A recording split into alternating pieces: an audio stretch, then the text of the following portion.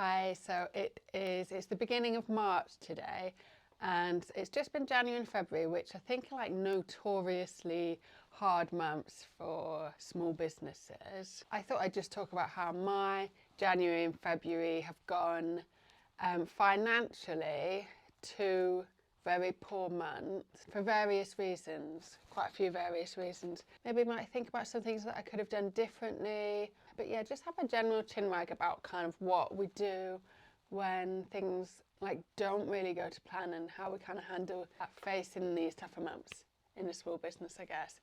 Just a bit of a chinwag about that. So, right, the reasons I think that January and February didn't go very well. Starting with January, to be honest, I'd already written this month off financially because I was like so tired from after Christmas that I was like, I'm going to take 2 weeks off because it's a long month anyway. And I was also starting to do things a little bit differently in the making side of my business, where I was going to start making like a monthly collection of bags, as opposed to kind of previously just making and then selling whatever I had at the end of each month. And I'd been really ambitious with the first one. I was really going to try doing a lot of new things and making bags that were going to be very time consuming. And I was like working with a lot of fabrics which were embroideries that had a lot of stains and holes and stuff. So there was a lot, everything was going to be quite time consuming. But I was just thinking, oh, well, I've got 6 months, because I wasn't going to do the bag drop until the end of February,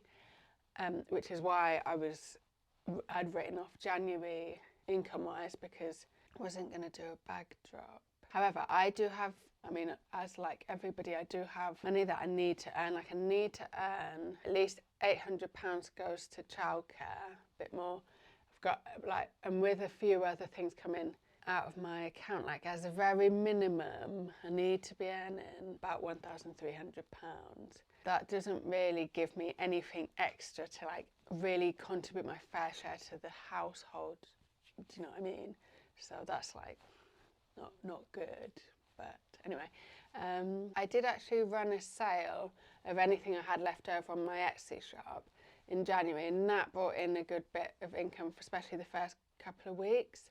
So that was good. And I didn't really feel that bad not doing a bag drop in January, because I know that it's the kind of thing that wouldn't necessarily sell that much anyway, expensive bags in January, because of the whole just been after Christmas thing. But I don't really like to use that as an excuse. I don't really like the whole, oh, nobody buys anything in January thing. And what I would say is like to try and change up maybe what, say if I had done a bag drop, I could have done a lot of smaller bags, you know, rather than rucksacks and stuff, and kind of had more things around the £50 mark. And that would probably do a lot better than the bigger ones. So I kind of think, instead of just blaming things that are out of your control, like whether people are buying things or not, it's like try and take back a little bit of the control and think, well, what can I make and sell that people will buy? And thankfully for me also, I did start making my sewing patterns available to buy towards the end of last year, and that really has saved me throughout these couple of months. And so, you know, I did a video a couple of weeks ago, I think, on getting different income streams. This was one that I've done, and it really does help in January altogether with the sales of my bags, like on sale, and the patterns, because actually the patterns sold well throughout January. And I think it's stuff like that, isn't it?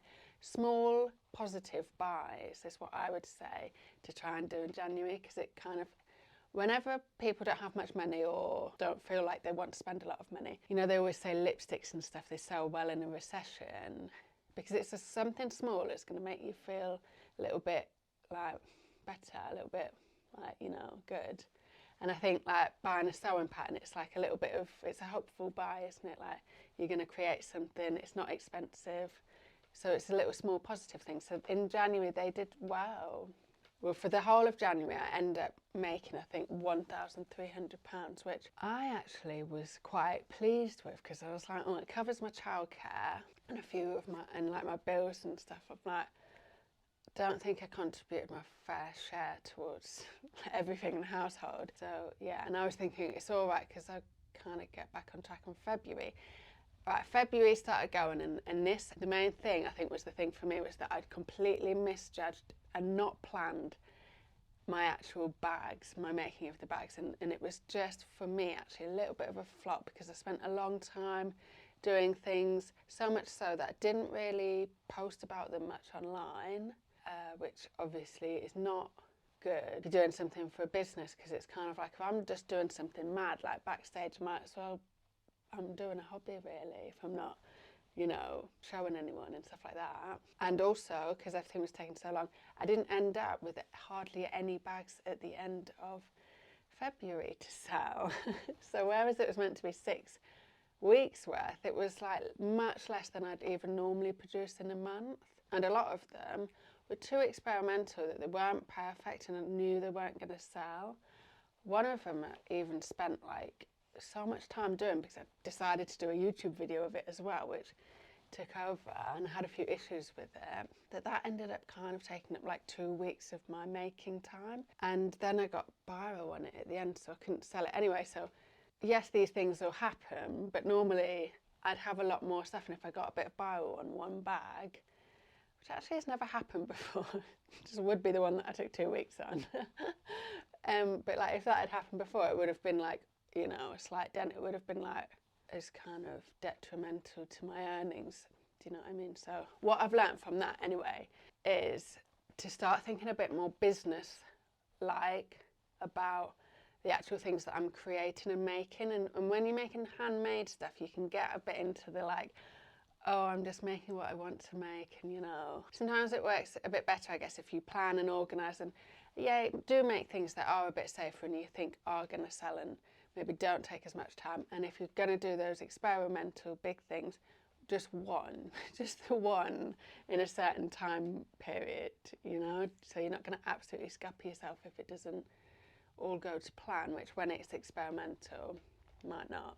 So that was February. Yeah, again, thank golly for the pattern sales, because they, with the pattern sales and the bags, I made about £1,300 in February, which again just like covered what I needed it to. But at this point now I'm getting from my partner, like I can feel that he's getting worried about my finances and my income. I just think this is a really hard thing about small businesses, is that, to be honest with me and myself, because I know the ins and outs and I'm learning from everything I do, and I'm thinking, okay, well next month I'll do this and that.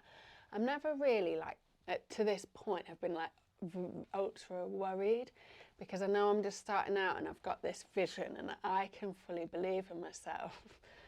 I don't think I'm delusional. Like, we can do that to ourselves, but it's near on impossible for anyone else to understand where we're heading, especially as I just think when we're doing something handmade, it doesn't look like a proper business to anyone else. I guess because it's so linked to hobbies, isn't it? Maybe that's why. But yeah, so and my partner did come up with the dreaded phrase. He said, oh, do you think you need to get some costume work again? Like costume making, what I used to do. And I was like, gosh, you know, I need to have a really good month next month just to reassure him again. You know, I don't want him feeling like that either, because maybe even to him I look a bit delusional. Do you know? I don't know.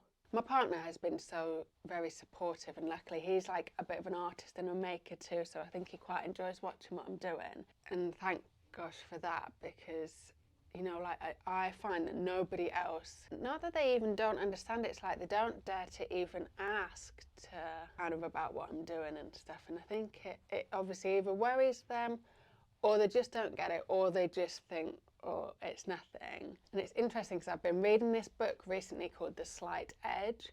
I really like it. I find it like quite very motivating, because it's just basically saying keep doing these little things, because these little things are the things that are going to add up over time and kind of compound into big things later on. And the reason why most people don't kind of achieve what they set out to achieve and stuff like that is because you can't see results instantly.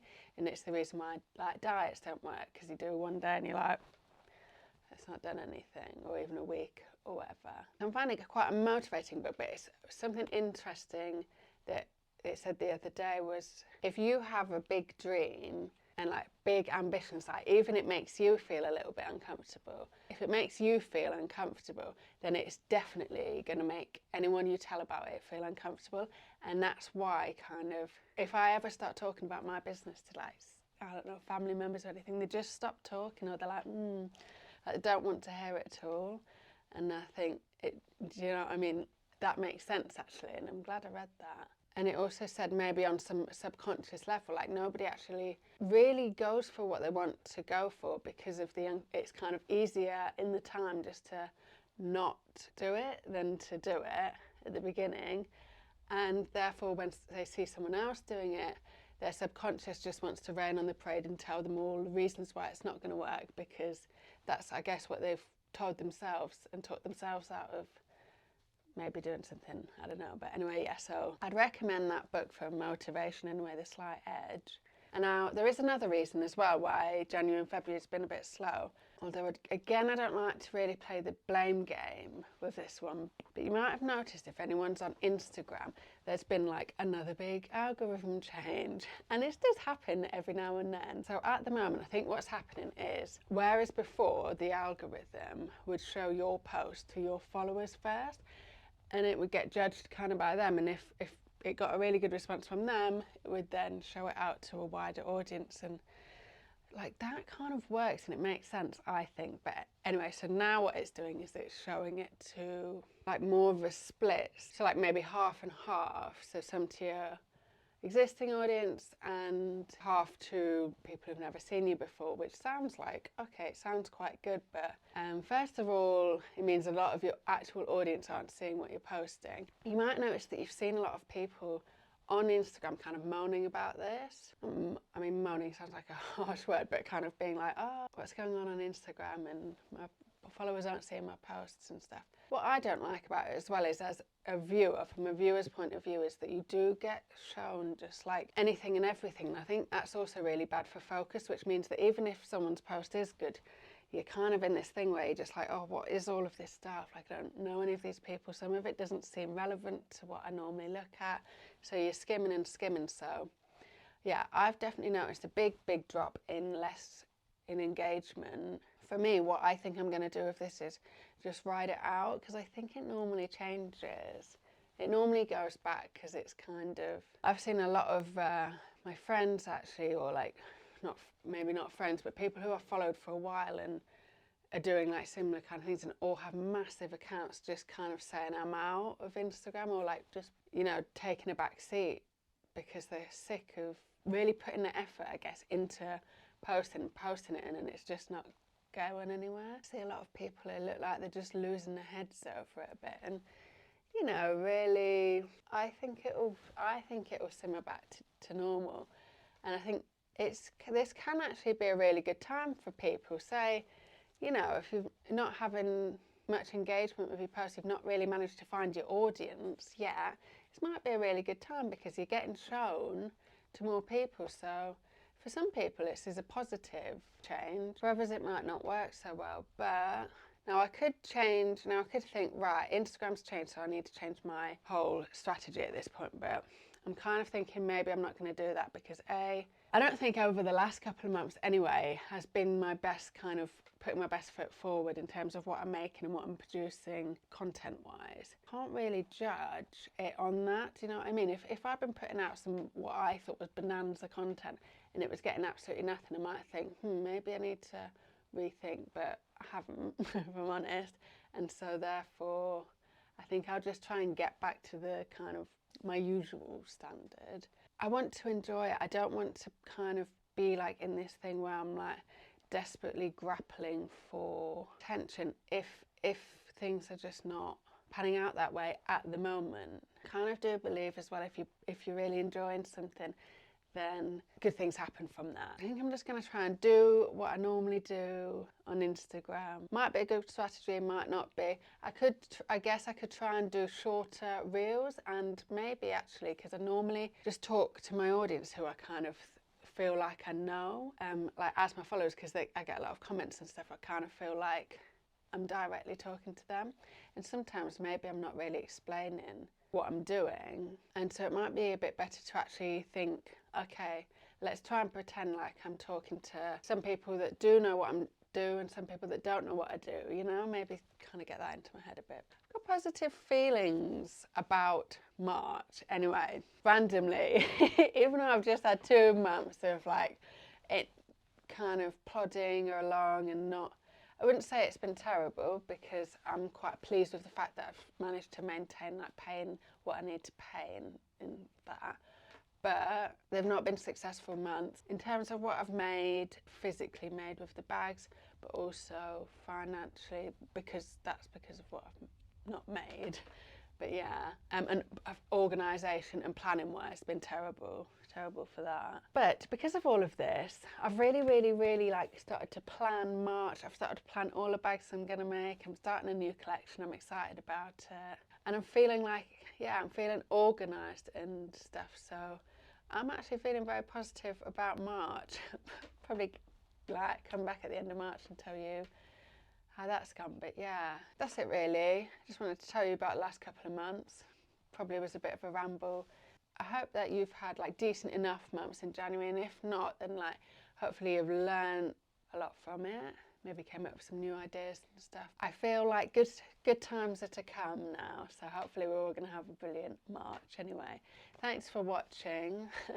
A very random ramble really about this and that, and hopefully see you next week.